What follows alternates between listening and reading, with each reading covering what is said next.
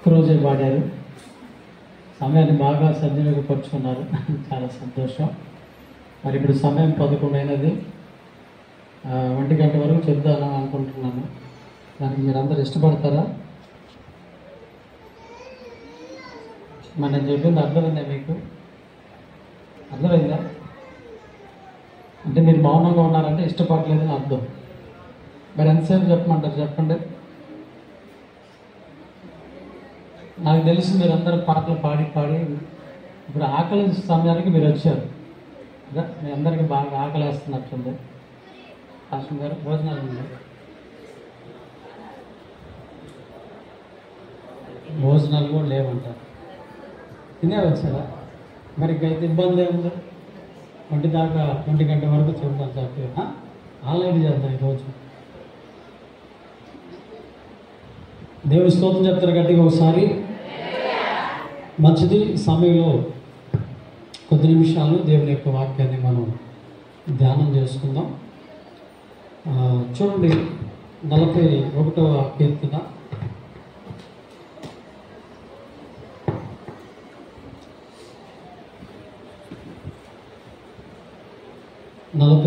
కీర్తన 10వ వచనాన్ని మనం చదువుకుందాం.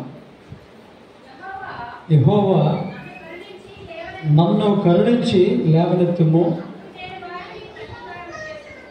చాలు. చిన్న ప్రార్థన చేసుకుందాం. ప్రేమగల తండ్రి మహోన్నతుడా, మీకు స్తోత్రాలు. నీ మహాకృపను బట్టి అల్లూరి వారి పాలన దగ్గర బాగా చర్చని ప్రభుత్వం ప్రేమించి నీ మహాకృపలో తండ్రి ప్రతిష్ట జరగడానికి మీరు కృప చెప్పారు. మీకు స్తోత్రాలు తండ్రి.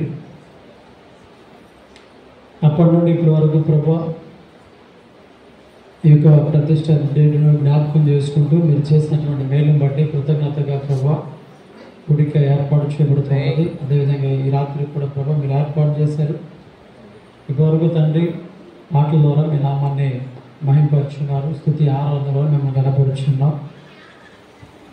సమయంలో కొద్ది నిమిషాలు నీ మాటలు వినబోచుండగా మీరు మాతో మాట్లాడండి. ఈ సేవ పరిచయం జరిగిస్తున్నటువంటి ఈ దాసురాలను కూడా మీరు జ్ఞాపకం చేసుకోండి. సంఘాన్ని మీరు జ్ఞాపకం చేసుకోండి. దీవించండి. పరిచయను మీరు ఆశీర్వదించండి. ఏ దుష్టుడు కూడా ప్రభు ఈ పరిచయను గెలవెలి చేయకుండా నీ కృపగల హస్తాల్లో ముందు నడిపించి మనం ప్రార్థన చేస్తున్నాం. సమాధానం లేని వారికి సమాధానం మీరు అనుగ్రహించండి. ప్రేమ లేని వారికి ప్రేమ మీరు కలుగ చేయండి. ఐక్యత లేనటువంటి వారికి ఐక్యత మీరు కలుగ చేయమని ప్రార్థన చేస్తున్నాం. ప్రతి సాతాను యొక్క అల్లర్షతులను మీరు అణిచివేసి నీ మహాకృపలో ప్రభు సంఘములో తండ్రి మీ నామమునకు మహిమకరంగా మీరు వర్ధిల్లింప చేయమని ప్రార్థన చేస్తున్నాం. అదేవిధంగా తండ్రి సమయంలో ప్రభు నీ మాట వినేటువంటి తండ్రి చెవులు గ్రహించుకుని హృదయాన్ని మా అందరికీ దయచేయమని నీ పక్షం నిలబడిన అన్ని కూడా మీరే జ్ఞాపకం చేసుకుని మీరు బలపరిచి సహాయం చేయమని ఈ మాటలో తండ్రి వెళ్ళవచ్చుండగా మా అందరిలో కొన్ని వెలుగును పుట్టించి సహాయం చేయమని మా అందరిలో ఉన్నటువంటి లోటుపాటుని సవరించుకొని నీ వాక్య ప్రకారం మేము నడుచుకుని కృప దయచేయమని యేసు నామమున అడుగుచున్నాము తండ్రి. ఆమేన్. సరే, మంచిది. సమయంలో ఈ చదవబడినటువంటి లేఖన భాగాన్ని మనం కొద్ది నిమిషాలు ధ్యానం చేసుకుందాం. అందరూ కూడా నిశ్శబ్దంగా ఉండండి, ఎవరు మాట్లాడవద్దు. మనకి సమయము చాలా తక్కువగా ఉంది. ఎందుకంటే ఇప్పటికే 11 అయిపోయింది. వాస్తవానికి ఇది ముగింపు సమయము, కానీ ఇప్పుడే వాక్యం ప్రారంభం చేయబడింది. కనుక మీరు అందరూ కూడా చక్కగా శ్రద్ధగా 10 నిమిషాలు దేవుని యొక్క మాటలు వినవలసిందిగా ప్రేమతో తెలియజేస్తున్నాను. ఈ రాత్రి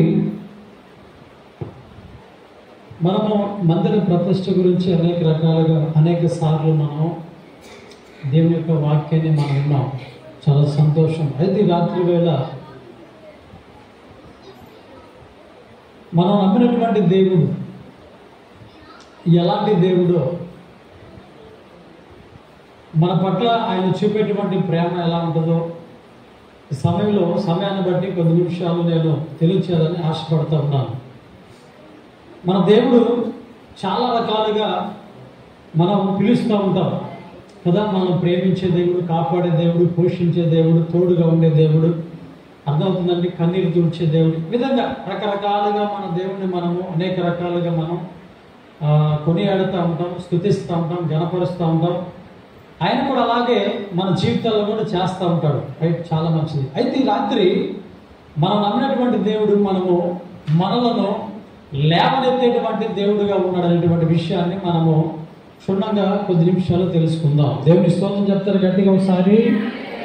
మనం నమ్మినటువంటి దేవుడు ఎలాంటి వాడంటే మనలను